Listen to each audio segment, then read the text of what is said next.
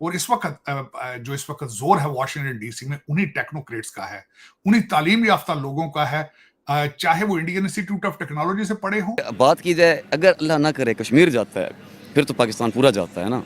हर मुल्क इंडिया के साथ वीजा फ्री एग्रीमेंट कर रहा है। पहले ईरान ने कहा इंडिया को कि आ जाएं, अब रशिया जो है वो वीजा फ्री ट्रैवल एग्रीमेंट कर रहा है, क्योंकि वो ये एक्सप्लेन कर रहे हैं कि उन्होंने अनबीटेबल अपने आप को कैसे बनाया। अमेरिका की वाइस प्रेसिडेंट कैमला हैरिस जो हैं वो ये कह रही हैं कि हमें इंडियन अमेरिकन की रिप्रेजेंटेशन चाहिए गवर्नमेंट के अंदर।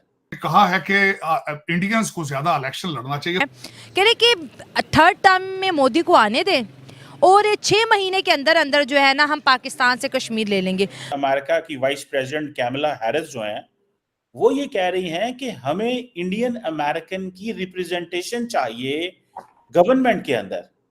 और सबसे बड़ी बात यह है कि वो कह रही हैं तकरीबन 4.4 मिलियन जो इंडियंस हैं वो इस वक्त अमेरिका के अंदर मौजूद हैं।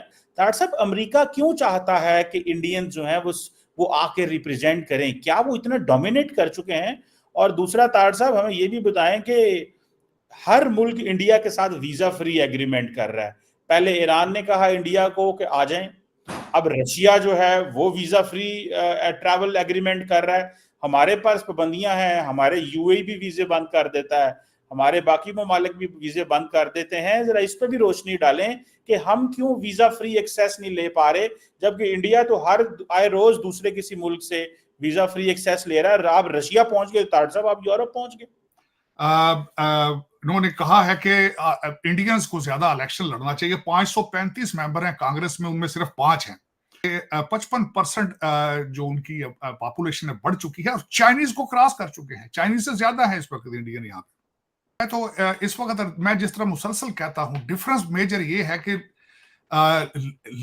पढ़े लिखों लोगों का आना, अनस्किल्ड लेबर का जाना कहीं पे, इट्स अ बिग डिफरेंस। और मैं आपको जिस तरह पहले बताता हूं, मैं बल्कि अभी कंपैरिजन करना चाहूंगा कि इस वक्त इश्यूज हमारे डिफरेंसेस क्या है, दूसरे इमिग्रेशन का और इंडियन इमिग्रेशन का डिफरेंस क्या है। चीमा साहब, हमारे लोग ज्यादातर जो पाकिस्तानी आ रहे हैं, ज्यादा पंजाबी आ रहे हैं, डंकियां लगा के आ रहे हैं। अब तो बल्कि इंडिया ने फिल्म बना दी डंकी। भारत की दूसरी स्टेटों से लोग आएंगे, डिग्रियां साथ लेकर आएंगे। मैं उनको अब इमिग्रेंट भी नहीं कहता, टेक्नोक्रेट कहता हूं।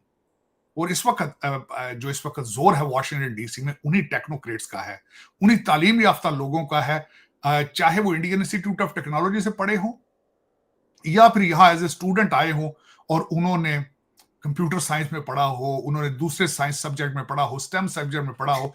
इस वक्त they are on the top of everything. Richest community, strong influence, और फिर दूसरा उसके बाद जो मोदी साहब ने तोहफा दिया है भारत को नेशनलिज्म का, तो वो भी दे आर नेशनलिस्ट इंडियन। चाहे अमेरिकन भी होंगे लेकिन they have a soft corner with Bharat. अब उसकी मिसाल मैं ये दूंगा कि आपके माइक्रोसॉफ्ट के सीईओ भी जो भाग भाग कर इंडिया जाते हैं, गूगल वाले भी वहीं जाते हैं। और उसके बाद अजय बंगा साहब जो कि सरदार पंजाबी हैं लेकिन हैदराबाद के वो पैदाइशी हैं, उनकी भी फीलिंग्स भारत के साथ। डॉक्टर जयशंकर ने कल कहा कि इंडिया जो है that is working for the री engineering of the global logistical map. मतलब ये कि हम, तार साहब, एक तरफ वो ये कह रहे हैं कि हमने आर्कटिक तक कैसे पहुंचना है, एक तरफ वो कह रहे हैं कि हमने India, middle east, Europe trade कैसे चलानी है, international north south transport corridor कैसे चलाना है, म्यांमार, थाईलैंड के जरिए हमने जो है वो पैसिफिक तक कहाँ पहुंचना है। कभी है हमने ये, तार साहब, ये बातें सुनी? हमारे पास तो ये डिस्कोर्स ही नहीं है, ये डिस्कशन ही नहीं है तार साहब। मैं तो मतलब आप तार साहब, हम जैसे आपसे बात करते हैं तो पता चलता है कि कोई किस लेवल पे सोच रहा है।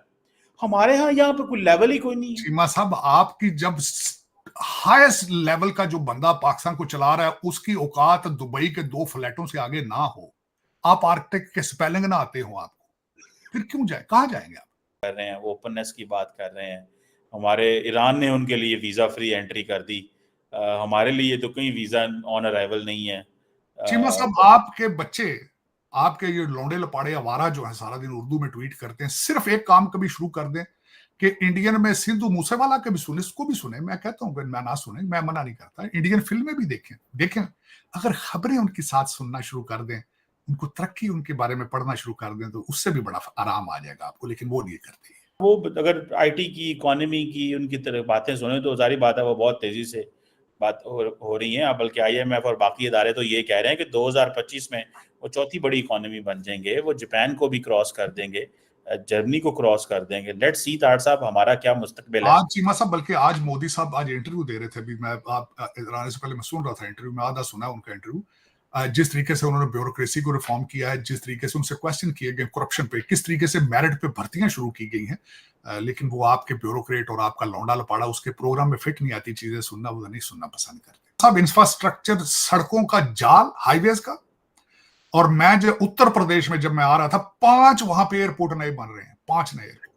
इसको इंफ्रास्ट्रक्चर कहा जाता है। जहां तरक्की होती है वहां सी पोर्ट्स बनती हैं, एयरपोर्ट्स बनते हैं, सड़कों के जाल होते हैं।